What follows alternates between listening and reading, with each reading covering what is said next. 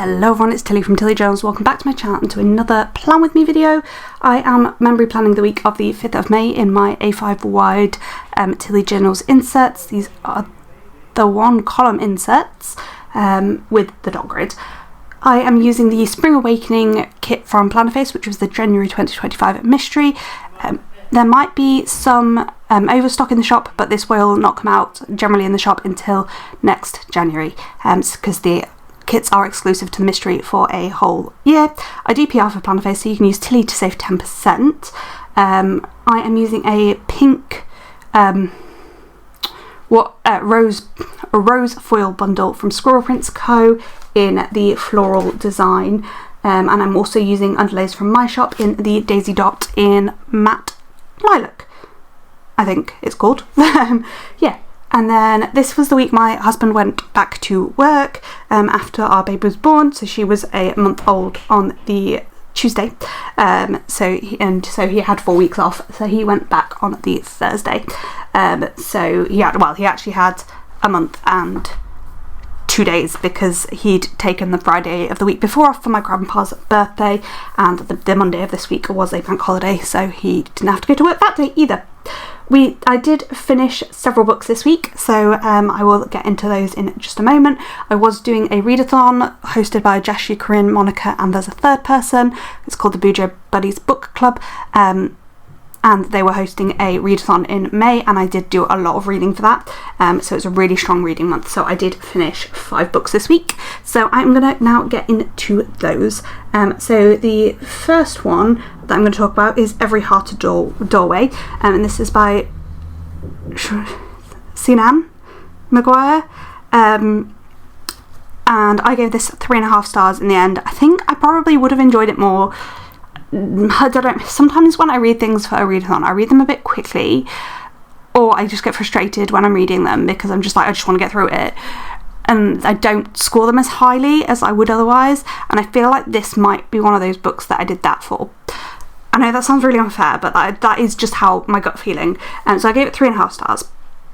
So I am going to try the rest of the series, I think. So what happens to the children that return to our world after visiting a magic one? Well, Eleanor West's home is a place for those children to all live together, to come to terms with what they have been through. Nancy has just returned, and her parents send her to this home with the hope that she'll come back to them. But when Nancy arrives, tragedy starts striking.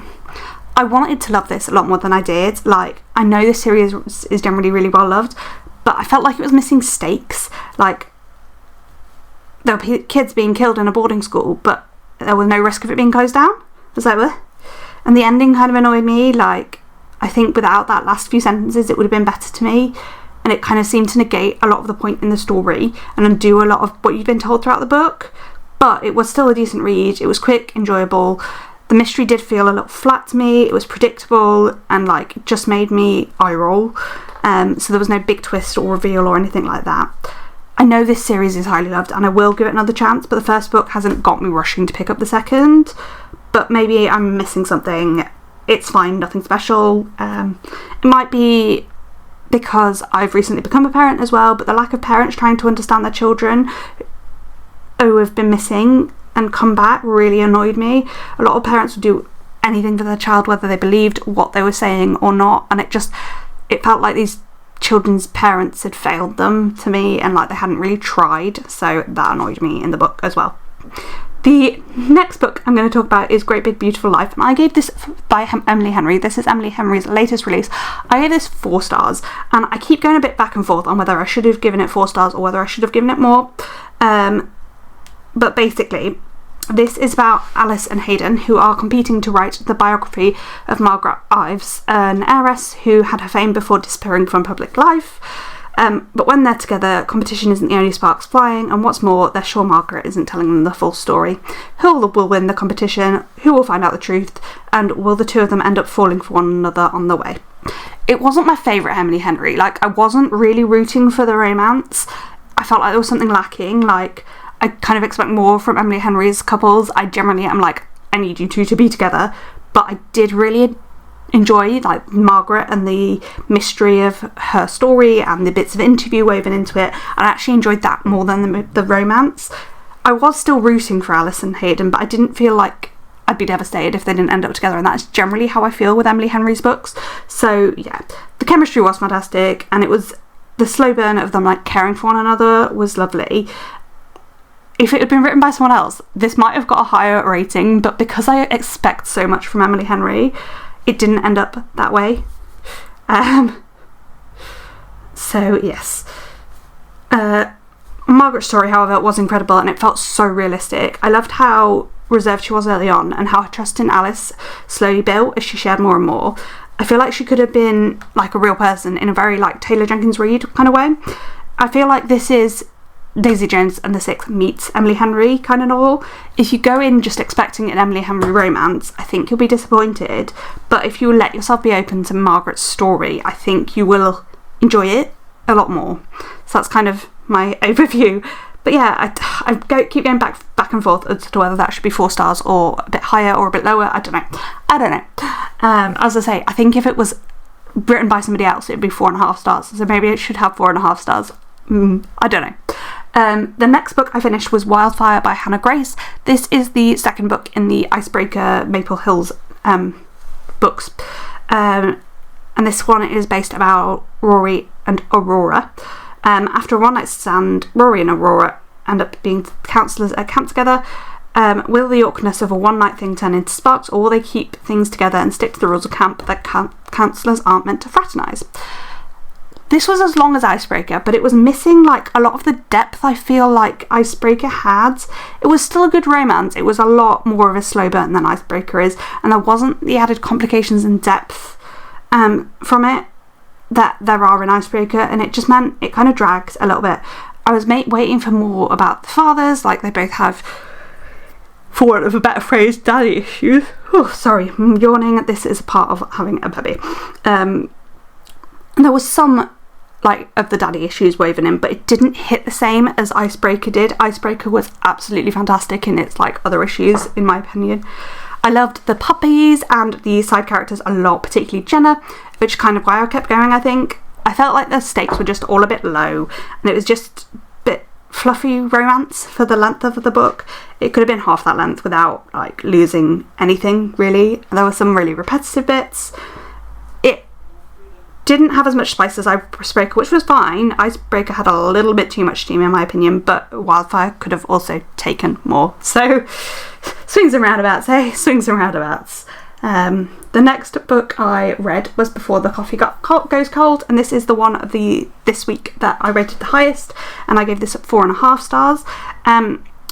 So in a cafe, this is set in a cafe where you can go back to any date and time in the future, but you must stay in your chair in the cafe. Nothing significant in the current time will change, and you can only stay until your coffee goes cold. You follow several different characters that go back for various reasons and try and join them as they try to understand their past. I ate through this. It's quite a quick read, and it kind of reads like short stories. There is like a bit of a link through the chapters, but yeah, each chapter follows a different person, so they are like short stories. And some of the chapters hit really hard, but I don't want to say more than that because you have to read it to understand. I feel like it should have been a 5-star book because I'm still thinking about parts of it like several weeks later, but most of the characters you only knew for a quite short period, so you weren't that attached to them, so it was hard to rate it any higher, but I do still think it was excellent. So maybe, I don't know, I find rating books really difficult. So yeah. Then the last book I finished this week was Things a Bright Girl Can Do by Sally Nichols. So that again, I think this is 4 stars, which this having the same amount of stars as Great Big Beautiful Life feels unfair on A Great Big Beautiful Life because I much preferred that.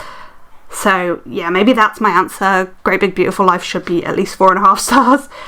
So anyway, Things a Bright Girl Can Do, it follows 3 young girls in the era of the suffragettes moving into the war as they learn more about themselves and fight for the right to vote. I both loved and felt very mad about this. Like, the romance in it didn't really have any depth, and I'm not really sure the two of them ever really liked each other. It seemed a little bit more like a romance of convenience. Oh, with the 2 openly gay girls around, so let's be together. Yeah. Then Evelyn is one of the other characters. Her acting against her parents in a way she couldn't quite understand felt a little bit like it was grooming young children and impressionable lines, and I'm but at the same time, I loved how strong-willed she seemed and willing to act against her parents and the government. So, again, as I say, this review feels negative, but I did actually enjoy the book. I loved the depth of the issues and the focuses on what happened to the suffragettes during the war, how young women got involved. I just wasn't really that keen on any of the main characters, so it makes it hard to enjoy a book and write a good review. Maybe this should have 3.5 stars as well. I don't know. It's hard, isn't it? I find choosing star ratings, I go on vibes. Maybe I shouldn't. Like, I know there are some great rating things out there, but yeah, I'm now going to have to rush through the week because I've run out of time and I'm already putting down the character stickers and stuff, so we don't have much time. So on Monday I did wash my hair, and then I worked on my pregnancy journal because it was not up to date, so I was trying to get my pregnancy journal all finished. Then I was reading Great Big Beautiful Life and did some editing. I replied to messages, went and did some groceries, crocheted, and Bayla had her bath. On Tuesday, I've marked in that Bayla was a month old. We walked through town because it was market day and went up to the library as well, probably to return a book or pick up a book or something. When I got home, I did film a plan with me. I read some of Great Big Beautiful Life. We talked about the nurseries we had already seen and the third nursery that we were debating that we were going to go to visit the next week, I think. So we looked at pros and cons of those. Did some more of my pregnancy journal, and then also stickered up my thoughts and feelings journal for, you know, writing in, because I do just find I go back to that more if it is pretty. On to Wednesday, we had a bad night with Bayla, so I've just marked that in. So we had a very slow start to the day and just took things very easily and like self-carey. Did some more reading of Great Big Beautiful Life, but Bayla was not very happy this day, so I've just marked that in. Some days she's just needs cuddles all day, and that is absolutely fine. She is a baby, that is what she needs, but she can like just wake herself up every time she falls asleep, and sometimes she's just getting upset even though it's just one of those things. She's a baby, like that is just part of life. After that, we did do some tidying, and I did a bit of a voiceover for a video. Mum came around, I think probably to help with Bayla, and we had lots of Bayla cuddles. So nice end to the day, even if Bayla was a bit unsettled during the day. On Thursday, it was the Shochin's first day back at work, so I've just marked that in, and we went to Rhyme Time, which is a group at the library where they do songs and stuff, and Bayla absolutely loves it. This week she kind of slept through most of it, but she was absolutely doted on while we were there, and I enjoyed it. Like, it was nice to get out and speak to some other parents and stuff. She was by far the littlest there because she was like 6 weeks at this point, I think. No, 4 weeks at this point. So yeah, she was very little. Then when I came home, I did do some of my pregnancy journal and read some of Before the Coffee Goes Cold. When Soch got back from work, or potentially my mum was probably here, so maybe when my mum was here I had a nap. Then we did lots of feeding in the evening and did do a bath for Bayla. On to Friday, we had lots of cuddles with Bayla, and then me, my mum and Bayla went to visit my grandpa and just spend some time with him and just had some nice family time and chatting with him. When we came home, she did a kind of explosive poo and it went everywhere and went on the carpet. It was quite funny, but like in a, oh my god, typical kind of way. Yeah, so I've just marked that in.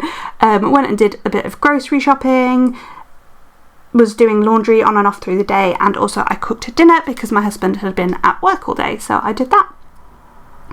On to Saturday, I did have a bit of a lie-in in the morning, probably so she took Bayla so I could have a bit of a lie-in, and I just had a bit of a slow morning, getting started, doing my morning routine bits and things, and then had some nice cuddles with Bayla, and then again was doing some washing this day. I think the weather was good, it's hard to remember, like this is like 6 weeks ago at this point, but yeah, I think it was nice weather, so we were doing some laundry on and off during the day.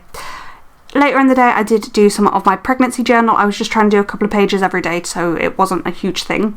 And then there was a VE Day celebration on like one of the local greens, so we went to that and just had a chill time there. Just had a little wander around. The guides had a bit of a stall doing some parachute games, so sort of went to support that as well. We did a bit of shopping and we went into a couple of the shops in town, specifically Bernardo's, and picked up some more books from Bayla, and I think we got ice creams as well. Yeah, it was really hot because we got some ice creams. No, we were going to get ice cream but we didn't, I think. I don't remember. Anyway, then came home, did lots and lots of feeding, and then we went for a barbecue at our next door neighbour's house, which was nice. So they had a couple of friends there from like their friends, and then it was us and the other young couple on our street. So we had a barbecue at their house. It was very lovely, did lots of chatting. It was just a really nice day, and I was feeling really positive after it, and I felt like we were kind of starting to get into a groove with Bayla a little bit, especially with Soch being back at work. Like, I felt like we'd bossed those 2 days. On to Sunday, started the morning with lots of house chores and stuff, and then did wash my hair. We went for a little bit of a walk.